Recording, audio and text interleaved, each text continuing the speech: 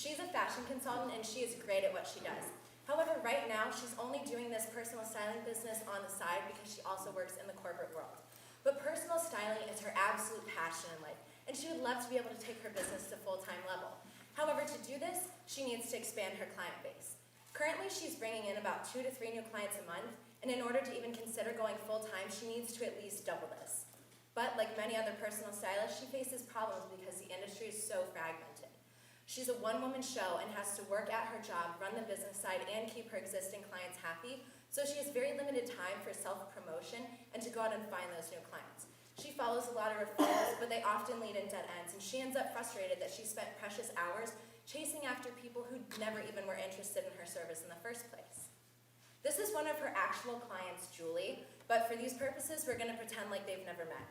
So Julie is a businesswoman turned Republican National Committee spokesperson, and she has to look her best at every point in the day, all days, because she could be interviewed and put on live TV at any point in time.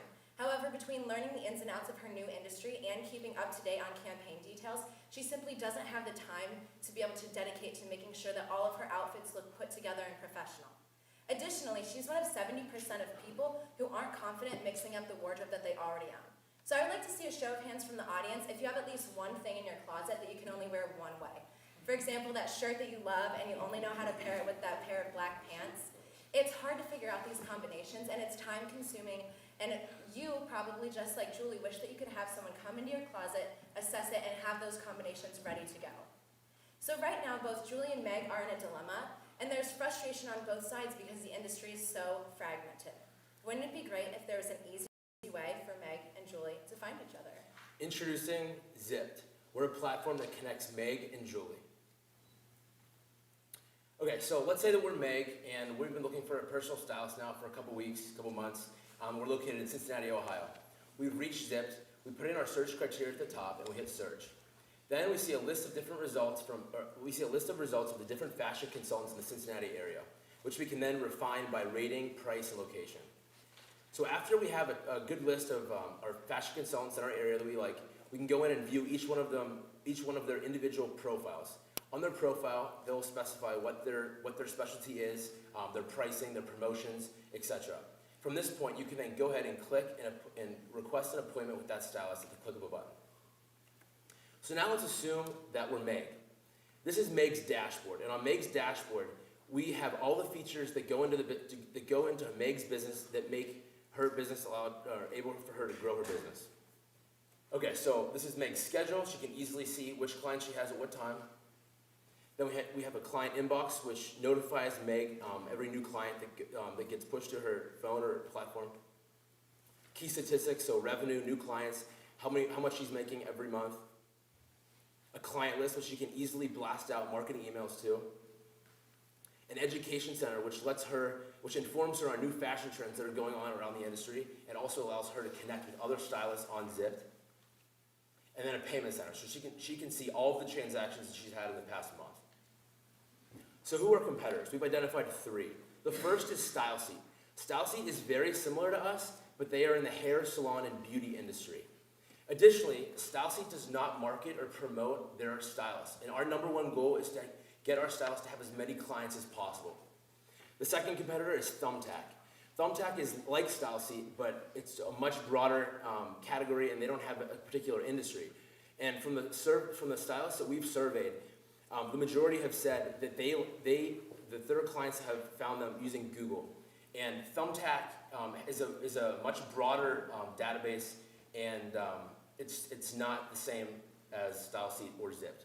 Additionally, we have Trunk Club, and Trunk Club is essentially selling clothes and not a service. We're selling the transaction between the stylist and the client. But given the success of companies like Trunk Club and Stitch Fix, we know that there is a growing market and an increasing demand for this type of service. We've surveyed over 200 people, and we found that our target market is going to be women ages 35 to 44. 60% of this demographic said that they would be willing to consider using a personal stylist if one were easier to find. However, a whopping 30% said that they would definitely try it out. We want to capitalize on this 30% of the demographic, which equates to 6.2 million women in the US alone. Additionally, the stylist market is growing. In 2009, there were 16,000 registered fashion consultants in the US, However, with the influx of social media and things called influencers who have more than 10,000 followers, we know that on Instagram alone, there's 500,000 accounts that would be considered fashion influencers. One of them is owned by and operated by our friend Ben Rasco, who runs the Dapper Professional.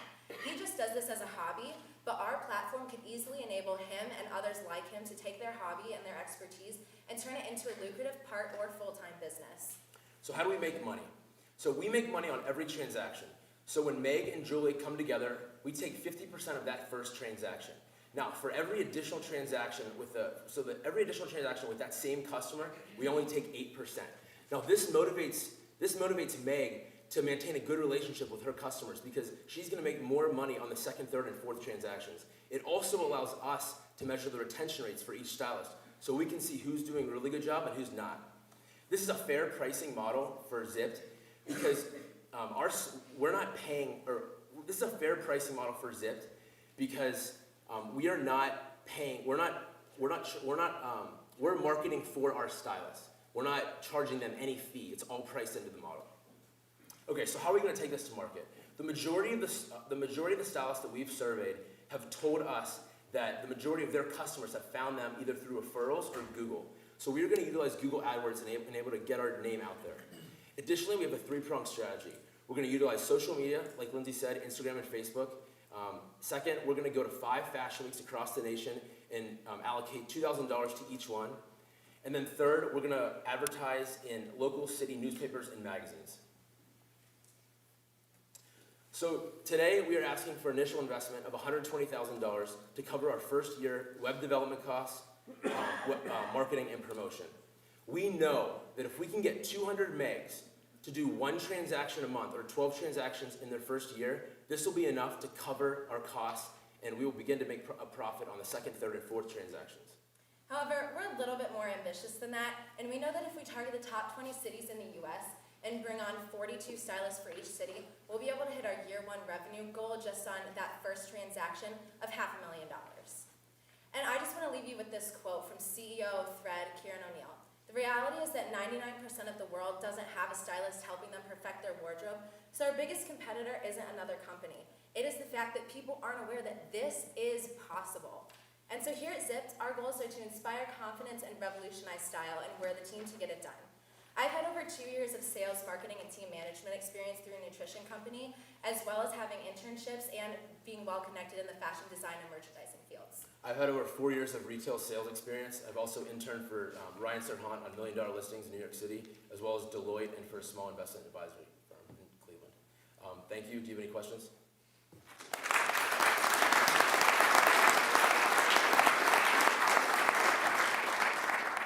Okay. So classic multi-sided marketplace, usually when that's true, one of the sides is much harder to acquire than the other. In this case, is it harder to get the users or is it harder to get the stylists, and how do you build momentum with both? So with that right now, there's not necessarily an easy platform where we can go to find stylists because that's what we're building. But so that would probably be the hardest market to acquire because they're the basis. But we also know that that's why we're focusing so much of our marketing strategy towards gaining stylists. So by using social media, we'll be targeting the social and fashion influencers. By going to fashion weeks, we'll be having a rapid word-of-mouth campaign to be able to get our name out there so that stylists will want to use our platform. Because since many stylists are a one-person team, the services that we provide could substantially make their job easier and allow them to focus on what they love doing, which is styling people. And then on the other side of the market, since we still will be using different sorts of social media promotion to gain the client side, our other strategy was to go local and to try and have, like in big metropolitan areas, gain awareness for those clients to come to our site. I would also just add to that, I would say stylists are going to want to use our website because we are going to increase their traffic on the internet, and they're going to make money with us. We're advertising for free with them, for them. So we're like your best friend. How did you arrive at, was it $100 per transaction? Yeah, that's the average price of it. Yeah, how did you arrive at that? From all of this, we talked to over 45 stylists, and that was just their average. And then on the research that we did on stylists and image consultants that do have public internet-based profiles, that was the average that we arrived at for the industry.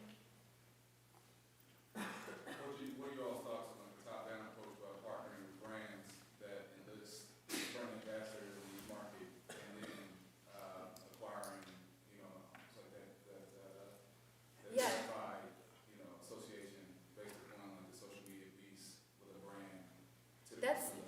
definitely something that we've considered.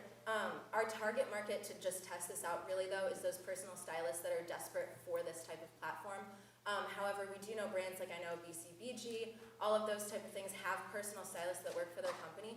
So we would be definitely interested in partnering with them. However, we think that would be more of a second step and not included in our MVP.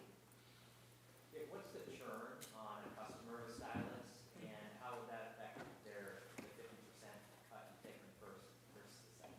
So we are basing this off of conversations that we've had with Meg, and she says that she has two different types of customers. So she has the ones that buy all of her services all at once and want their whole closet redone at the start of every year, and so she only sees them and has that one transaction, but it's at a higher price once a year. But then the majority of her clients come and they want to kind of test out her services, so they use one service, a couple months later, come back, buy another, come back, buy another, maybe do a bigger service at the start of the next year and continue following up like that. So there's definitely a couple of different strategies, but however, those relationships that she has with her clients are maintained for life.